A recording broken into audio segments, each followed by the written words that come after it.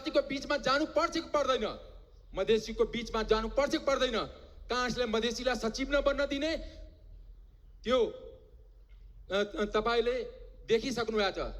त्यो जुन सचिव बन्न बेलामा स्वास्थ्य सचिवमा एउटा महिला मधेसी भएको कारणले काङ्ग्रेसले बन्न दिएन।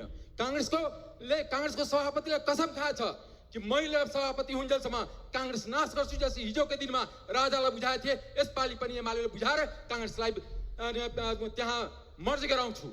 यो कुराले मैले भन्न के चाहन्छु भने तपाईले काङ्ग्रेसका गृहमन्त्रीबाट एउटा थारूको नेता टिकापुरको, त्यो पनि सुदूरपश्चिमको, त्यसलाई जेल हालियो नाटकीय तरिकाले। के तपाईँ टार्गेट गर्न खोज्नु भएको छ?